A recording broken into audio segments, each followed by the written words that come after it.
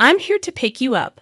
Let's head home with Daddy James. He left with his mistress 9 years ago, cutting off all communication with me and our daughter Barbara.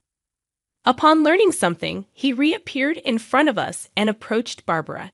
Seeing James, Barbara exclaimed with shocking words, "What? Who's this old man?"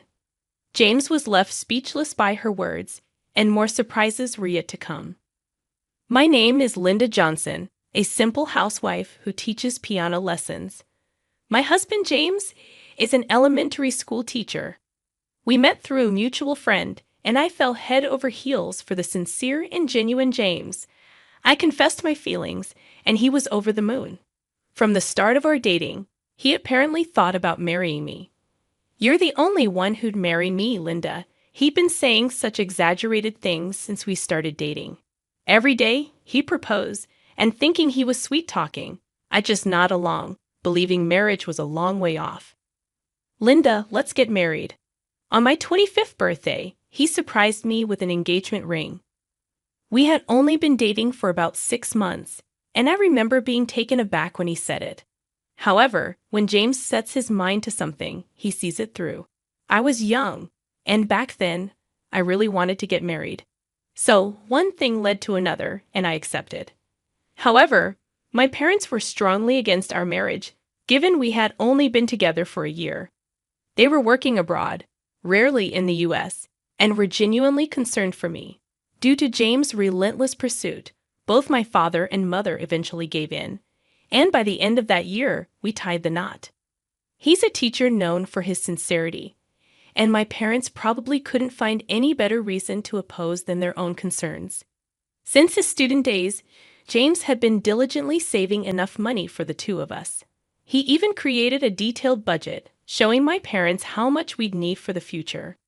I reckon, if I were in my parents' shoes, it would be hard to keep opposing at that point. If you're going that far, please make sure to make my daughter happy. She's our most precious treasure after all. With that said, the parents gave their blessing for the marriage. I thought I was about to embark on a happy married life. However, life wasn't as smooth as I had imagined. After getting married, I realized James was surprisingly sloppy and believed housework was a woman's job. Men should earn money outside and then live freely. He had this old-fashioned baby boomer mentality and never helped with the chores. When he was home, I would ask, "James, please, I've started working too, and it gets busy. Can't you help out a bit around the house? At the very least, take care of your clothes and prepare for tomorrow." Feeling overwhelmed by James leaving everything to me, I brought it up bravely before dinner. James, hearing this, was unexpectedly furious. He lashed out with words I had never heard from him before. "What, you just teach piano lessons and mostly goof off, right? Despite having a job that barely adds to our income, you want me to help with the housework? That's so entitled. Every day I work hard from early morning, even being asked to advise for after-school clubs that don't pay. Then I come home mentally drained. The housework is your job since you earn less. Don't act all high and mighty when you have it easier." I couldn't believe my ears. He had never spoken to me this way, even when we were dating. His words, so dismissive of me, hurt more than anger me. Every day I was berated for the most unreasonable things, and when I was at my lowest, I found out I was pregnant. James demanded that I have the baby. My folks were looking forward to a grandchild. "If you don't have it, there will be consequences," he warned. Hearing such a threat, I was at a loss. I had no expectations from James, but I felt this child could be my lifeline. With that hope, I decided to have the baby. But my morning sickness was worse than I expected, and I really didn't feel up to doing housework. My belly was growing, making it hard for me to move around. But James, as always, didn't help out at all around the house. Even when I felt terrible from the morning sickness, he would yell at me, saying, "You could at least go to the convenience store and grab a sandwich, couldn't you?" He wouldn't even shop for me. When I mentioned taking maternity leave from my piano teaching job, he got angry, accusing me of just trying to take time off and blaming how we were going to make ends meet with reduced income. I wondered, Can I really raise a child with this man? Such fears crossed my mind, and sure enough, those concerns became a reality. It was a safe delivery, and our daughter, Barbara, was born into our family. Barbara always smiles, sleeps well, and has truly become the light of my life. Unlike James, she's such a mama's girl, and having her around helps me get through the tough times. I enjoyed every day, cherishing those moments. But something happened to Barbara just before her 5th birthday. She seemed to have a fever, was lethargic in the morning, and had to skip preschool. "Mama, I feel sick," she said as she lay down. Barbara suddenly complained of nausea and started saying her arms and legs tingled like they were numb. This didn't seem like just a regular cold. I immediately called the hospital, and Barbara had to be taken by ambulance. Fortunately, it was during regular hours, so a specialist was available. Turns out, Barbara had infant paralysis. Apparently, it was severe, and they diagnosed that she might have lasting effects from it. "What, doctor? Isn't there anything you can do? Can she live a normal life with these after effects?" Hearing the diagnosis alone, I was panicked. I clung to the doctor's arm, crying out, "Please save Barbara." But there was not much that could be done. There was no specific cure for infantile paralysis, and they told me the only treatment available was symptomatic. I needed to discuss this with James and decide what to do next. I had hoped that at least when it came to Barbara, James would be supportive, but I was too naive. Unexpected words came out of James' mouth. "Barbara's sick. Don't be messing with me. It's probably because you never properly looked after Barbara." James was raging beyond belief, starting to blame me for Barbara contracting polio because of my supposed neglect. At this time in the US, there wasn't a quadrivalent vaccine available yet. The only way to prevent the polio virus was to get vaccinated. To be frank, there wasn't much that could be done if someone caught it. Yet James kept blaming me entirely, showering me with words that seemed like he was trying to escape responsibility. "What are you going to do if she ends up with lasting after effects and needs more care? You going to take full responsibility for her?" James spewed these cruel words without a second thought. Hearing this, something inside me snapped. Why do you push everything onto me when she's both her child?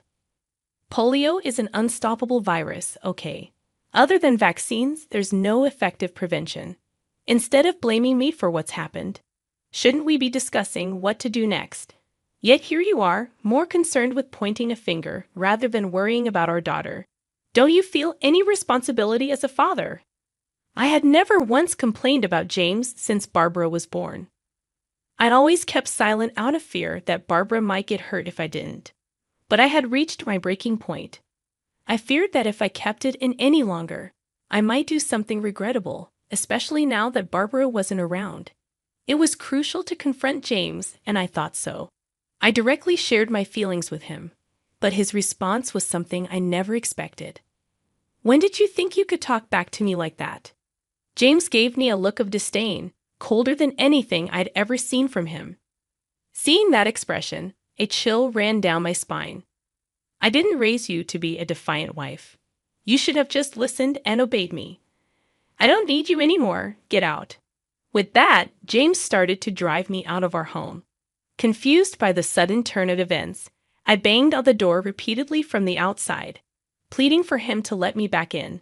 But there was no response from James, and the midwinter air pierced my skin.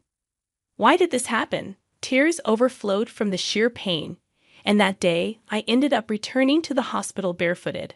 I left my cell phone and wallet at home.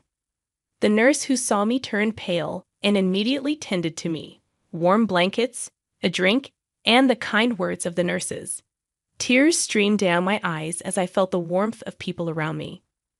The nurses contacted my mother and explained the situation. Linda, my mother, who was in the UK for work, decided to come home right away. She took over dealing with James. Seeing that I was mentally exhausted, leave him to me. "You just focus on Barbara right now. She's the one fighting the hardest. Pull yourself together." She revived my soul, and it woke me up. I'm not the only one who's hurting. Barbara is still fighting to overcome the virus, holding on to Barbara's hand as she struggled. She squeezed back weakly. I'm going to fight on, even without words. It felt like Barbara was telling me that. It made me realize I can't give up either. However, due to Barbara's severe polio, she had paralysis affecting her left lower half. She could move but not freely at her own will. It's almost like she's numb, but her fever subsided and she could talk properly. Barbara smiled as if to say she was okay. Who cares about one left leg? This is nothing.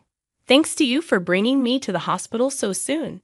Heck, I'll even undergo rehab to make this leg move more. So, Mom, please don't blame yourself anymore because of me. Barbara, now regaining her strength, seemed to have realized everything. There were times when I secretly left the room to cry, and I constantly blamed myself, thinking it's all my fault. I was comforted as if she could see right through me. Hey, Mom, where's Dad? He hasn't visited once. Is he busy? The moment Barbara mentioned her father, my heart sank. Barbara, can you listen calmly? I hesitated to tell the recovering Barbara the truth. However, I didn't want to hide anything from her. If she has to face a painful reality someday, I might as well tell her now. Gathering my thoughts, I told Barbara the painful truth. A divorce. Turns out, James had left Barbara and me to run off with his lover. When my mother went to James's house, everything was gone except for my belongings. The only thing left on the table was a letter written about a divorce, and there was no trace of him other than that. When my mother tried calling James on the cell she'd given me, he coldly said, "Why would I care for a sick kid? I'm done with you. It's over between us." And with that, he hung up. Later on, when my mother visited his parents' house, they told her about James' current situation. Apparently, James had been seeing another woman for a while, and she got pregnant. Thinking of remarrying her out of responsibility, his parents apologized over and over, saying, "We're truly sorry for our foolish son." My mother talked to me about this, suggesting, if you want to go to mediation and ask for child support, I'm all in. James's parents also agreed on this. However, I didn't want that. While I can't deny that I'm boiling with anger about everything, my mind is preoccupied with Barbara. I don't have the time to deal with such a deadbeat guy. I conveyed my thoughts to my mother, who, though frustrated, respected my decision. So, Dad cheated. Upon hearing the story, Barbara wasn't shocked. Instead, she thoughtfully uttered the word cheated. Thinking I might have upset her, I hurriedly looked into her face, and out of nowhere, she showed a chillingly bright smile. In that case, Mom, I have a favor to ask. I was completely taken aback, feeling both scared and surprised by the situation. Listening to Barbara's words, she shared something shocking. 9 years later, Barbara entered 8th grade. She made a remarkable recovery, and after graduating from a special education school, started attending a public middle school. I opened my piano studio on my own, and now I make a living out of it. Since then, we faced countless challenges, but Barbara has been resilient, and I often find myself leaning on her for support. Just as I thought our smooth sailing days would continue, I spotted a stranger standing in front of our house that day. Barbara and I were out shopping, and she was right beside me when I noticed the man. Wondering who he could be, we approached him, only to recognize him, and both of us wore expressions of shock. "I'm here to pick you up. Let's go home with Dad." To our surprise, it was James, the man who had abandoned us all those years ago, waiting for our return. Why was James at our home? More importantly, how dare he show up now after all this time? My anger and hatred surged instantly, ignoring my evident discomfort. James tried to approach Barbara. "Don't you dare get close to her. Who do you think you are? Acting like you're her dad now? What happened to your affair? Aren't you happy with your new family? Don't touch her with those filthy hands." Although Barbara has recovered, her left leg doesn't fully move. If James were to grab her now, she wouldn't be able to get away, determined to protect her. I stood in front of James, not hesitating to confront him with biting words. "I don't need you. I came to see my daughter. Get out of my way." As he tried to forcibly move me aside, Barbara pulled my hand, and with a bright smile, delivered a shocking statement to James. Who's this guy? A friend of yours, Mom? He looks dirty and creepy. I wish he'd leave our house right now. Huh. Stunned by Barbara's words, James was left speechless. It seems like you're referring to me as your daughter, but my only parent is my mom. I was told my dad passed away when I was young. I don't know you, though. I never told Barbara that her father had died, and I quickly realized she was improvising on the spot. I was amazed by her quick thinking. Barb didn't stop there. Is it okay if I call the cops on this stranger? Or should I yell? Hey, someone help. This weird guy is trying to kidnap me. Barbara didn't hesitate to raise her voice right in the middle of the street. Seeing this, James panicked and tried to silence her. But I firmly stood my ground. Hearing the commotion, our neighbors came out to see what was happening. Are you okay, Barbara? Are you really some kind of creep? If you lay a hand on our Barbara, you're going to regret it. No, you got it all wrong. I'm her father. You're my father. Don't make me laugh. Upon hearing the claim of being her father, Barbara's cheerful expression vanished, and she glared coldly at James. I don't have a father, and the only reason you're trying to contact me now is probably because of money, right? Ever since I became a singer-songwriter and started earning. Hearing her words, James was taken aback and seemed lost for words. After that incident, Barbara asked me if she could start taking piano lessons. Dad always told me to focus on my studies and not waste time on things like games, TV, or other hobbies. I should only study hard, he'd say. I later discovered that James had been pushing Barbara to excel academically, always trying to make her the best. Because of this, Barbara would secretly write letters to her friends and refrain from visiting them to avoid getting caught. If your mom finds out, she'll spoil you, so let's keep this a secret, just between the two of us. I remember him saying, looking back, it's so creepy. It's not right for a real parent to take away a child's freedom. I finally understood when I saw Barbara laughing mockingly. She hated her father more than I did for robbing her of her life. That's why she said those words to me back then. I love the way our mom plays the piano. When I grow up, I want to have a job related to the piano too. I'm going to show everyone how wonderful the piano is. At the time, I didn't really get what she was talking about, but now I realized she was determined to prove James, who always mocked the piano, wrong. I realized for the first time that her words back then were filled with such ambition. Barbara was born with perfect pitch and had an extraordinary memory. Once she heard or saw something, she could remember it like a machine. Not only did she quickly memorize sheet music, but her piano skills also improved incredibly fast. On her own accord, she started voice training. Unsatisfied with just the piano, she began exploring various other instruments. On her days off, she performed with a guitar in front of the local train station and applied to numerous talent agency auditions. She used her challenges to her advantage, turning them into positive attributes. Because of her beautiful voice and talent, she started getting offers from TV shows at the young age of 14. Now, she tours all across the U.S. as a singer-songwriter. You must be kidding. I came here purely to see you. Then why did you abandon us back then?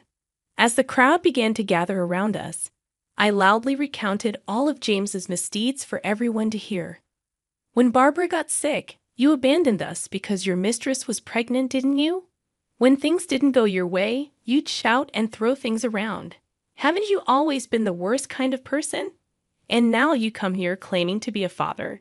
Give me a break. Barbara and I have long since erased the memory of ever having a father. Hearing these shocking revelations, the neighbors were disgusted with James, and they stood by me. This is the town where I, Linda, grew up, a place known for its strong sense of community and loyalty. Everyone here has treated Barbara as if she was their own child, helping raise her. To them, it felt like their child was being insulted. The crowd began shouting insults at James. I don't have a father. Why would I ever go back to a scumbag like you? I'm going to live my life with my mom and friends. Never come back here, you womanizing piece of trash. With that, Barbara threw her bag and jacket to the ground, signaling for the crowd to chase James away. The neighbors shouted at James to get away from Barbara as he desperately clung to my feet. Ah, Linda, please help me. I admit I was wrong. From now on, I'll cherish you and Barbara. I'll spend the rest of my life making it up to you. Please, I'm begging you, forgive me.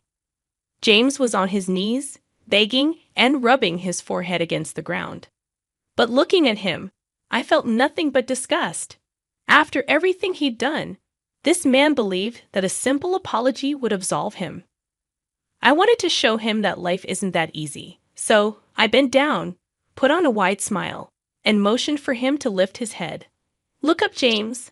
Linda, please forgive me. Thinking he'd be forgiven, James looked up only to be met with my eerily cheerful smile, leaving him speechless. He seemed to realize the end was near. Standing on the brink of despair, James walked away from us.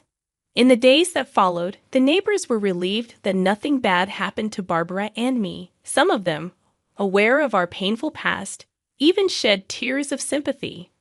We'll be here for Barbara from now on, as her dad or big brother or whatever. You're a bit too old to be called a big brother, ain't you?